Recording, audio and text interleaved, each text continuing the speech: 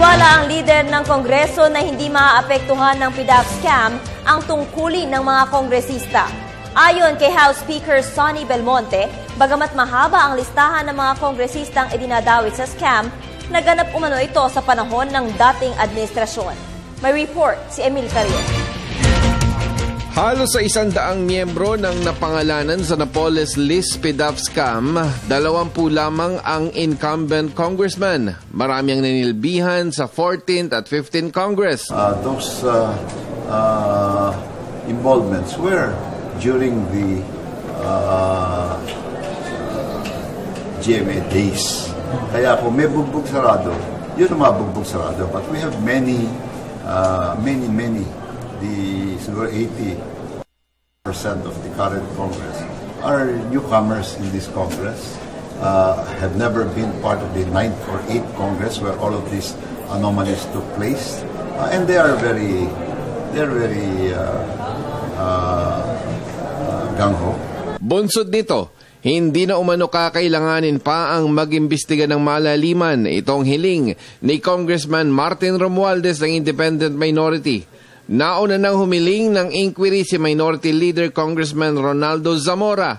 Maalalang si Romualdez ang humiling kay Justice Secretary Leila de Lima para isumite sa Kongreso ang Napoles List at ang mga ebidensya sa likod ng umano'y pagkakaugnay dito. Pero para kay Belmonte, hindi patas na gawin ito sa pamamagitan ng media o trial by publicity, lalo't wala pa itong konkretong ebidensya. When we took over, we started working on a smaller menu. Nawawala na yung so many things that can be done before could not be done now, and of course the good thing is you have a president like Pinoy who wants the truth to come out, kaya hindi tinatago o hindi pinapayagang lumabas. Pero siyempre, everything at this stage is still just talk, and hintayin natin kung may ebidensya na. Marami pa kang lumalabas talaga, di ba, na once and for all, dapat i-klaro na lang investigation might be in order to help us ask the right questions to the right people with regards to these issues that are attenuating.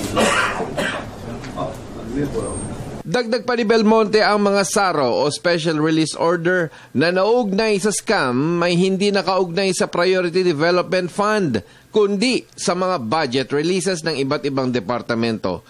Matatandaang sa pamumuno ni Belmonte, nagkaroon ng transparency at accountability sa pamamahala ng Priority Assistance Fund, at sa 2014 national budget ay tuluyan nang ibinasura ang PDAF. I would like to see that they all get fair play. Pagka may sarong involved, then obviously nanggaling sa PDAP. Pagka walang sarong involved, which is the vast majority of the names there, walang sarong involved, that is not PDAP. No? Dito, we have everybody just talks about PDAP. But when there is no SARO involved in any case, then there's no PDAP whatsoever, because the money did not come from the congressman. And most of the cases there, at least half, if not more than half, do not involve any SAROs, and therefore are not PDAP cases. Nasa desisyon din umano ng Pangulo, ayon kay Belmonte, kung sino sa kanyang mga gabinete na nasa listahan ang dapat nang sibakin. Kabilang sa mga ito, si Budget Secretary Florencio Abad at Agriculture Secretary Proceso Alcala.